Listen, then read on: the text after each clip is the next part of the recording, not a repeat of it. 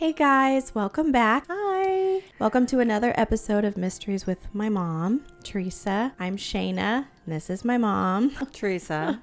So we both enjoy a good mystery and we figured we'd make this series. So we did make our first video episode last time. It was like a month ago when this one will go out. So we just decided we would make a series on it. If you're watching on YouTube, but podcasts are more your thing, I do have a podcast called Spooky History with Shayna Blake. That is where the audio of all of my videos go. If you're more into that, I'll have a link down in the description for you to go and check that out. But if you're listening on my podcast and more of a visual person like myself and my mom, I will have a link to my YouTube channel in the description as well. Also, if I start losing my voice, I apologize. We've been having some crazy wind here recently and I've been losing my voice often. So if my voice isn't as attractive as it usually is,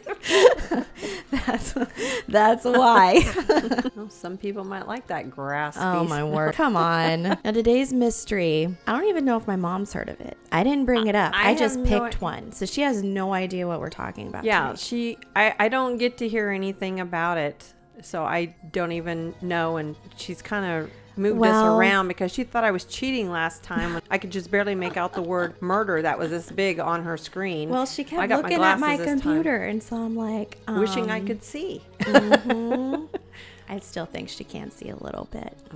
I don't want to tell her what we're going to do before because I don't want her looking up. She made a comment about maybe I should look up stuff so I can have notes. And I'm like, come up with my own theories. Like, no, it's more important to get your reaction. It's more fun that way. To her. And to the people, I'm sure. Okay, so let's go on and just dive into it. I'm going to try to take notes while she's talking. I might find something. Yeah. So today's mystery, we're going to be talking about the Flannan Isles. Never heard of it? No idea what that is. Good. That's what I was hoping for. Okay, now I'm probably not pronouncing the Flannan Isles correctly. They are in Scotland. The Flannan Isles, or also known as the Seven Hunters, are a small island group in the Outer Hebrides of Scotland. But however, calling these land formations islands is really pushing it because they are more like big rocks just sitting in the ocean. Yeah. Wow. They're pretty. There aren't any trees, bushes, nothing, just grass and steep cliffs. But it is a very pretty place. It's said that on clear days, the water will become aqua blue and the islands are illuminated by the sunlight. So they are pretty. Sounds very enchanting, honestly. Enchanting to your death? They're pretty to look at. To sail there, probably not a good idea. The Flannan Isles were feared by many sailors, but not without cause. Many ships had sunk due to its jagged coastlines, which are usually hidden in the dense fog that likes to surround the islands and appear out of nowhere. Okay. Eileen Moor, which is what the island was called at first, I believe, is named after Flannan Mac. I don't even know how to say that name. Tordelbeg? I have no idea. Wow. So we're just going to go with it. He was an Irish saint who actually lived on the island in the 7th century. He lived there with no plants, trees, so he basically fished. We'll call him Mac for short. He was a son of an Irish chieftain named Turlo of Thomond, and he made a pilgrimage to Rome, where Pope John IV consecrated him as the first bishop of Killaloy, of which he was a patron saint. He would go on to build a chapel on the island and claimed the island as his own, and that's why it's known as the Flannan Isles. Okay. But the island is said to have its secrets. For centuries, shepherds used to bring their sheep over to the island to graze its grass, but they would never stay overnight. Said it's dangerous. It's dangerous. It's believed...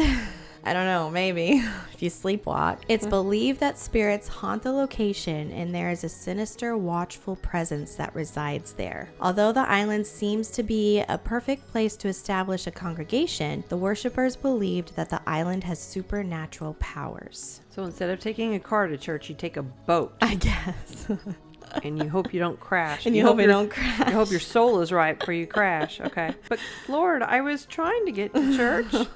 But like I said earlier, the island is known to have its dense fog as well as super strong winds that would come from nowhere. So it was just really dangerous to be. So you kind of liking this story so far? Yeah, what? I don't understand how there could be anything sinister on it because all there is a church and grass. It's just kind of a big superstitious place. Okay. That island is. The all of the islands, really. Mm-hmm. They're just really ancient and a lot of folklore around that area. Yeah, there is. Now, since the island was so dangerous, it seemed like a perfect spot to put a lighthouse in order to keep the ships that were passing by kind of safe from the jagged rocks. The lighthouse would be built in December of 1899 to help guide ships through one of the wildest parts of the North Atlantic. But locals in the Flannan Isles warned the intrusion would unleash St. Flannan's wrath. He's supposed to be a saint. I know. That's what it says. Okay. Unleash wrath. But yeah, no one is going to listen, right? When it comes to people's safety, they're going to look, this is rational to put a lighthouse here. Right. This is what we need to do to keep people safe. Mm-hmm. So the 75-foot lighthouse was designed by David Allen Stevenson for the Northern Lighthouse Board, and the constructions occurred between 1895 and 1899 by George Lawson of Rutherglen, and it costed a little over $2,000 in American money back in the day. That's a lot of money now, I'm sure. So this included the building of the landing places, stairs, and railway tracks that were put into the side of the island. So they had to carve out rock up to 148 feet of cliffs to make the stairs, and along the stairs they put a railway track so they could easily haul stuff up and down the island from the ships. There's stairs like this, and then alongside the stairs is a railway. Okay. The railway tracks were powered by a small steam engine in the shed next to the lighthouse. A track came down from the lighthouse in a westerly direction and then curved around to the south of the island. In the approximate center of the island, it forked by means of the set of the hand-operated points called Clapham Junction. Named after the railway junction in central London, one branch continued in its curvature to head eastward to the East Landing Place on the southeast corner of the island, forming a half circle, while the other slightly shorter branch curved back to the west to serve the West Landing, situated in the small inlet on the island south coast. So I'll kind of explain that a little better. They did that because they could receive what's needed depending on where the wind is blowing. So if the wind was blowing like crazy on one side of the island, they could deliver goods on the other side of the island. Does that make sense? Because the winds either came, like the very strong winds either came from the east or the west. So they made two landing areas for the ships. That makes sense? Yeah, I figured they probably made it on both sides because that was the only two places that they could, is what my thoughts were, because the rocks they said it's because jagged and stuff, and and it's whichever side is safer at the time that they're delivering the goods. Right. So essentially they put a lot of work into this operation. The lighthouse would be lit for the first time on the 7th of December in 1899. And a fun fact is that in 1925 this lighthouse would be the first Scottish lighthouse to receive communications from the shore by wireless telegraphy. Wow. So I thought that was kind of cool. So now we learned about the history of the island as well as the lighthouse and how it was built. So now let's give a brief description on who the lighthouse keepers were. I mean brief. There was not a lot of information on the internet about them. There was James Ducat, who was the principal keeper, meaning he was in charge. He was born in Forfarshire, Scotland, on August 11th in 1856, and his parents were James and Louisa Ducat. He was married to a woman named Mary, and they had 3 children together. That's the most I could get out of one person. The next keeper was Thomas Marshall, and he was the second assistant, so not much info about him. Then the last keeper is Donald MacArthur, and he was the occasional keeper. He was there to temporarily replace William Ross, who was usually the first assistant, but he was gone on sick leave at that time. And that's all I know about the keepers. Let's get into the actual mystery part.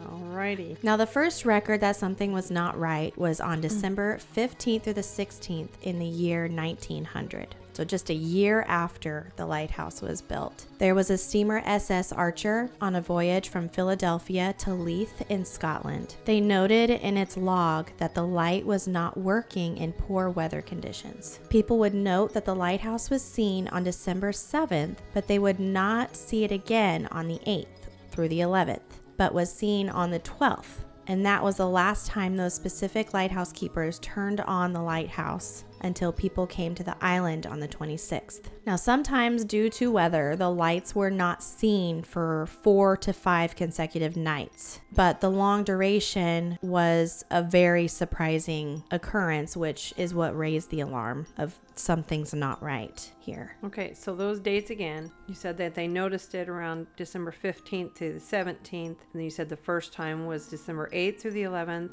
Okay, so the lighthouse was seen on December 7th. Okay. Then it was not seen on the 8th through the 11th. Okay. But was seen on the 12th. So it not being seen on the 8th through the 11th was not a big deal because there was a storm. Right. And then the 12th was the last time anyone saw the light until someone came on the 26th. Oh, okay. So that was 13 days of the lighthouse light not being on, which, you know, is not a good sign. Right. Be worried about the lighthouse keepers. There was a relief vessel that was supposed to go to the island in order to give relief to one of the 3 lighthouse keepers. But because of the bad weather, they would end up arriving at the island 6 days late. So that's when they got there, was the 26th. They were supposed to get there on the 20th, but they couldn't because of the weather. So they got there on the 26th. So they had 3 different lighthouse keepers all at the same time instead of 1. Yeah, they have to have 3 at all times. There's the first, then there's the second assistant, and then there's the third assistant, or whoever's the occasional. Okay. So there has to be 3 lighthouse keepers at all times. Okay, because you'd mentioned before that there was a person that was a occasional keeper. He was filling in for the one that was on sick leave. Okay. Now, according to the captain of the relief vessel, Captain James Harvey, he had a very bad feeling that something had happened as he approached the hard-to-navigate shores. So there was a routine to how these swaps went down. The ship would sound their whistle or fire a flare to get the attention of the lighthouse keepers, and the keepers would raise a flag showing they were ready, and the vessel would send a boat with the new keeper that they would swap out that way, I guess. Okay. That's how I understood it anyways when I was reading into it. Well, the man who was supposed to relieve one of the keepers would write a letter about his experience just a couple days after arriving on the island. So I figured I'd just kind of read his letter, and we could pause if we need to and talk about it because it's kind of a long letter. And again, who is this letter from? This is the relief keeper who's coming to relieve one of the lighthouse keepers. Okay. I'm not sure on his name. I think his last name is Moore, but there were differences in the first names. Some sources said his name was Joseph. Others said his name was like James. So we'll just call him by his last name, Moore, I think. Okay. So here's what the letter says. It says, "Sir, it was with deep regret I wished you to learn the very sad affair that had taken place here during the past fortnight, namely the disappearance of my 2 fellow light keepers, Mr. Ducat and Mr. Marshall, together with the occasional keeper, Donald MacArthur, from off this island. As you are aware, the relief was made on the 26th. That day, as on other relief days, we came to anchorage under Flannan Islands, and not seeing the lighthouse flag flying, we thought they did not perceive us coming. The steamer's horn was sounded several times, still no reply. At last, Captain Harvey deemed it prudent to lower a boat and land a man if it was possible. I was the first to land, leaving Mr. McCormick and his men in the boat till I shall return from the lighthouse. I went up, and on coming to the entrance gate, I found it closed. I made for entrance door leading to the kitchen and storeroom, found it also closed, and the door inside that, but the kitchen door itself was open. There was an entrance gate that surrounded the whole lighthouse, and then there was an entrance door after that, and then after that was the kitchen door. Okay. So the 2 doors leading to the kitchen door were closed, but the kitchen door was open. So they thought that was odd. On entering the kitchen, I looked at the fireplace and saw that the fire was no lighted for some days. I then entered the rooms in succession, found the beds empty just as they left them in the early morning. I did not take time to search further, for I only too well knew something serious had occurred.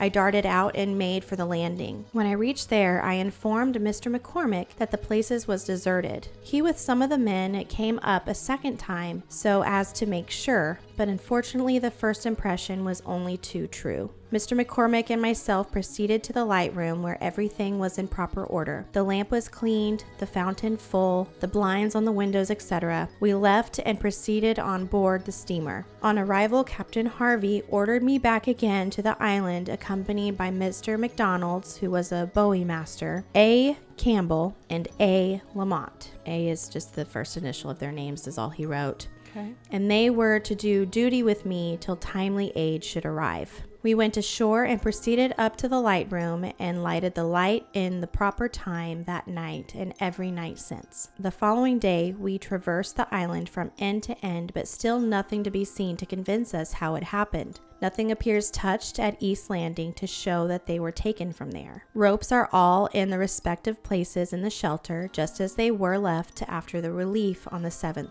On west side, it is somewhat different. We had an old box halfway up the railing for folding West Landing mooring ropes and tackles, and it was gone. Some of the ropes, it appears, got washed out of it. They lie strewn on the rocks near the crane. The crane itself was safe. The iron railings along the passage connecting railway with footpath to landing and started from their foundation and broken in several places. Also railing round cane and handrail for making mooring rope fast for boat is entirely carried away. Now, there is nothing to give us an indication that it was there the poor men lost their lives, only that Mr. Marshall has his sea boots on and oilskins. Also, Mr. Ducat had his sea boots on. He had no oilskin, only an old waterproof coat that is away. Donald MacArthur has his wearing coat left behind him, which shows, as far as I know, that he went out in short sleeves. He never used any other coat on previous occasion, only that one I am referring to. So that's the end of the letter. What do you think so far? I know it's kind of, his writing was kind of, Well, for back then. yeah. So does anything kind of stand out to you at all? Yeah, on one side of the island, the west side, I think so. where they said that there was one of those bucket things halfway up, and some of the ropes had been washed out. Mm-hmm. So that makes me think like maybe some sort of huge wave came by, or they saw something was coming, and they were trying to like batten down the hatches or whatever you do on an island. But it makes me think that they were out there trying to do something, probably got carried away by the waves. Okay, so what wasn't said in this letter was that when the relief keeper went into the lighthouse, he saw that there was cold meat, pickles, and potatoes on the table. A kitchen chair laid on its side, and the only sign of life was the keeper's canary half starving on its perch. And the box he was referring to on the West Landing showed evidence of damage by recent storms, which they established that. This box was 108 feet above sea level and had been broken, and its contents were thrown around. The iron railings were bent over, and the iron railway by the path had wrenched out of its concrete, and even a rock weighing more than a ton had been displaced. Very weird. Yeah, and he didn't say any of that in his letter. No, that was just established after the fact, but that's very weird stuff. Then 3 days later, the Northern Lighthouse Board Superintendent, Robert Muirhead, would arrive to investigate what had happened. I have a question. You said something about one of them, their wife, Mary. So was it just the three men, or Yeah, were their families too? weren't there. Okay. Their families were on the mainland. Okay. They were the only ones on the island. Gotcha. Okay. The superintendent, Robert, had recruited all three men personally, so he knew them. He last saw the keepers on December 7th when he traveled out for his routine check on his employees, but his investigation of the lighthouse came up with nothing. Okay, wait. He last went out there on the 7th. And then the lights. The last time they saw the light was on the 7th. Well, it wasn't seen from the 8th to the 12th, and then it was saw again, and then it wasn't seen. Right. Or the 8th from the 11th, and then it was saw on the 12th, and then wasn't seen again until Moore came and turned it on the 26th. So he was there the day before, and nothing was out of sorts. Everything was running normal. And everyone was normal. And who was this gentleman again? What was He's his name? the superintendent, Robert Moorhead. I'm not sure how to pronounce that. But he was their boss.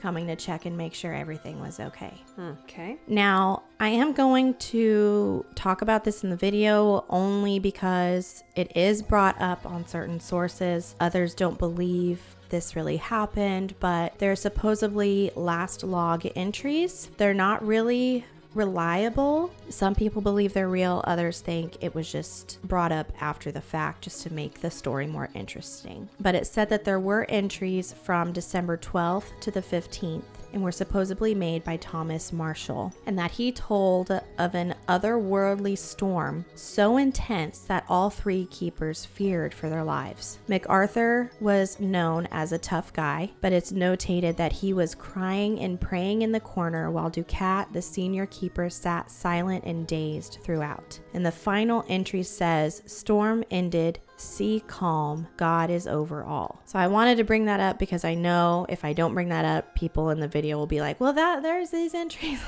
Yeah. So we don't know if those are real or if someone made that up after the fact, but I wanted to bring that up. Now, Robert Wood noticed that there was an oilskin coat left behind in the entrance hall, which is odd because it's freezing winter temperatures at this time. It's December in the north, you know. So it's odd that one of the keepers would leave the warmth to go outside without his coat. Furthermore, why had all three of the keepers left their post at the same time when rules and regulations strictly prohibit it? No one should leave the lighthouse unattended. There should always be someone in the lighthouse. So far, do you have any thoughts before we dive into the theories? Kind of wondering if the supervisor that selected him didn't select them for a reason. Why do you say that? Well, he was the last one out there to check on them on the 7th.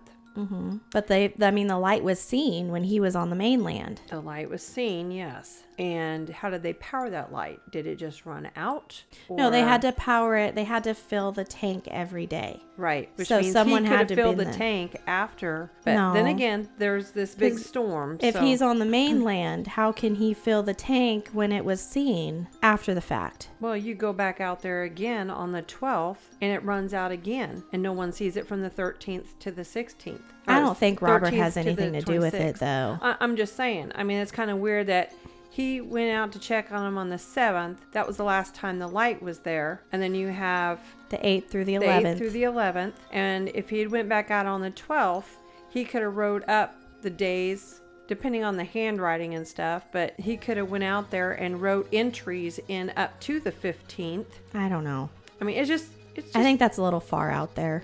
why? You're Only trying to because cover up- there was a storm. No one could make it to the island. Right. So how could Robert have made it if no one else could have made it to the island? Because there were storms at the time where no one could see the light, which is normal because of dense fog and heavy storms. So I don't know. I just think maybe he couldn't get it back out there because of the storms between the 13th and the 26th. Oh, I don't Just a know. thought. We don't know. This was over 100 years ago. Yeah. So basically, they go out there, light it. Like you said, it has to be done every day. And then say, I wonder if the cold meat. I mean, it was that cold. It's going to stay pretty much fresh. Like if it's in a freezer, if it's freezing outside, you know, there's no heat or anything. And like I said, the fire had not been lit for so many days.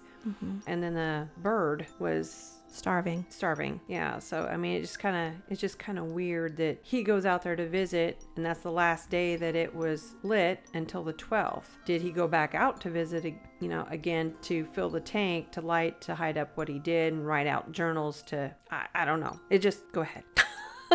She's putting the blame on poor he might- Robert. No, I'm just saying He could be may a have totally wanted- innocent man. He may have He's wanted the Mary. murderer. He may have wanted Mary. I know there's a storm and everything, but there's also, if they know a storm is coming. It's not impossible. No, it's not. So I'm going to save the most accepted theory for last and just to throw out some other ones. Okay. So here's theory number 1. They were kidnapped off the island by pirates or a foreign power. That's the first theory. Not much info on that one. Well, other than the chair being knocked over in the kitchen, that could be someone just standing up because they were shocked of something going on and the chair flip over.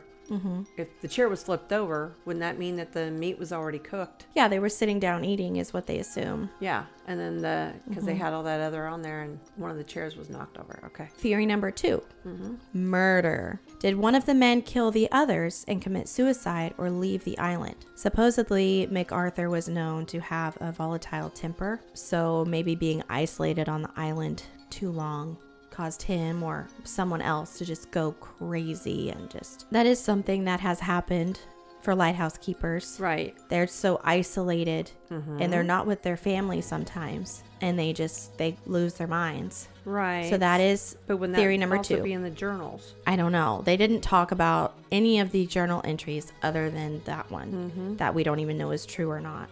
Theory number 3, supernatural dark forces. Figured you'd like this one. It's said that the lighthouse keepers at the island report hearing strange voices in the wind calling out the names of the 3 dead men. So did the spirits of St. Flannan kill the men because they were living on the island and shouldn't have been? Yeah. I had to bring that one up because I was like, she's going to love this one. Yeah. I mean, there wasn't really anything other than them saying, oh, the wrath of the saint. But what was the wrath before that? There really wasn't anything before that. And this has only been a year. Yeah, but it's almost been a year to the day. Right. So that kind of makes it weird. Kind of makes it weird that all 3 men would die almost a year to the exact day the first light was lit. So that's kind of weird. Slit? I lit. Now we know you believe it's murder. Yeah, if you're a pirate or something, you're not going to worry about closing the gate to the entrance. You're not going to worry about closing the house door, which of course the wind could have blown that. I'm just kind of wondering if one person was out and said, hey, we need to see about getting that one cart with the ropes and everything, get that up. Of course, their main concern is the lighthouse. But if someone's like, hey, we need to go and, with these waves or something and make sure we can protect our stuff, our gear and everything, they could have very easily have been washed away, especially if there was a tidal wave or something that came through. And you said there was a rock that was out of place. Yeah, a rock that weighed a ton, and then there was the railing that was completely ripped out of the concrete. Yeah. So it could be the wrath of the saint. Okay, so here's the most popular theory, which is what you're saying, washed away by storm. Robert would speculate that the landing platform on the western side of the island had suffered severe storm damage with twisted iron railings and the block stone estimated to weigh a ton displaced onto the path. He concluded that the men must have gone to repair the damage and then swept away by a wave. But there's a problem with the explanation. While the boots, coats, and oilskins belonging to Ducat and Marshall were missing, MacArthur's were still inside. It would seem unlikely that in the freezing weather he would have left the lighthouse wearing only a shirt and rope-soled sandals. But it is possible that Ducat and Marshall had run into trouble at the landing stage, and that on hearing their cries for help, MacArthur had rushed down to help them before being washed away himself. But if he had left the lighthouse in a panic, like you said, why would he have wasted precious time closing both the entrance door and the gate to the yard? And why were none of their bodies ever washed up?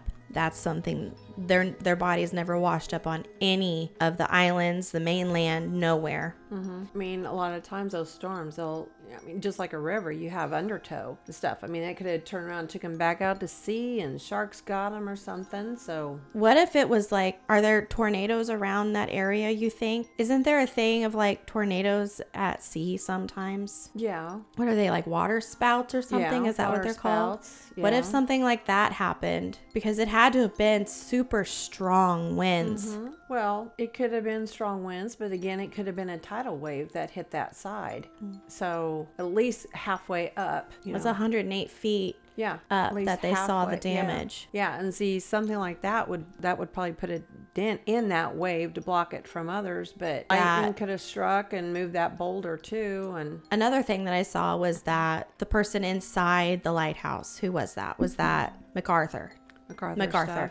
What if he was like eating, looking out the window while the other two were down there fixing stuff? What if he saw the tidal wave coming and just rushed to go warn them? Yeah. That was another thing. That could be why he would have stood up out of his chair and it fall back. Right. And then rush. But still, why close the doors? That's kind of weird. The wind could have closed them, I guess the wind could have closed them, and that could be why the kitchen door was open, but the others were closed. So that makes sense. And I'm like, why would it be strange to have your kitchen door open? Because it's not the outside kitchen door. It's the inside kitchen door, right? So what does that matter if that door's open or shut? I don't know. Why is that suspicious? I don't know. Maybe the kitchen door, like maybe between the kitchen door and the main door, there's just a little area of like where they would keep stuff. I don't know. Like a mudroom. Yeah, a mudroom. Okay. That's the only way I can think. I tried to get pictures of what it looked like on the inside, but it was only showing outside pictures, no inside pictures. Of course, they don't want you to know about the mystery. Sorry if you can hear my children. They're being obnoxious.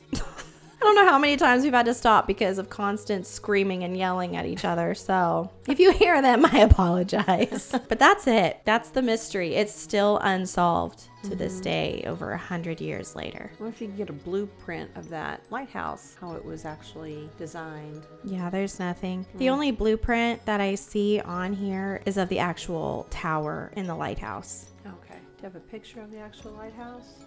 Here's the lighthouse. So there's the outer gate, and then there's where they were staying, and then of course the lighthouse. So you basically would assume that walkway right there is the outdoor wall entrance, and then the first door in would be to the kitchen, and then or to the door that leads to the kitchen. Right. What we know is there's essentially 3 doors that lead to the outside, and so it's the kitchen, then probably the main door, and then the gate door. Oh, the gate door. To lead outside, yes. But there's no indoor blueprint or pictures, nothing. And it's still an operating lighthouse, I think. So I don't think anyone can go and like see it like a museum or something. Yeah. But that's it. Anything else you want to add?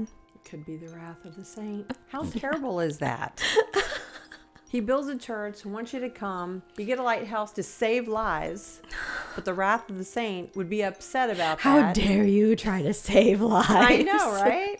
That's saving lives 2 ways, you know? Yeah. By a light. Maybe they wanted more to come to God. I don't know. Oh, my word.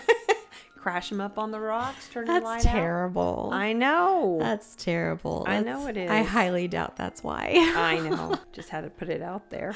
Oh my goodness. Well, that's going to be it for us today. I hope you enjoyed this episode. If you did or are watching on YouTube, be sure to hit that like, subscribe, and notification bell. It does help out my channel. Or if you're listening to the podcast, be sure to leave a review if you can. If not, we're just happy you're here and watching, listening. But we hope you guys have a very blessed week, and we will see you later. Bye.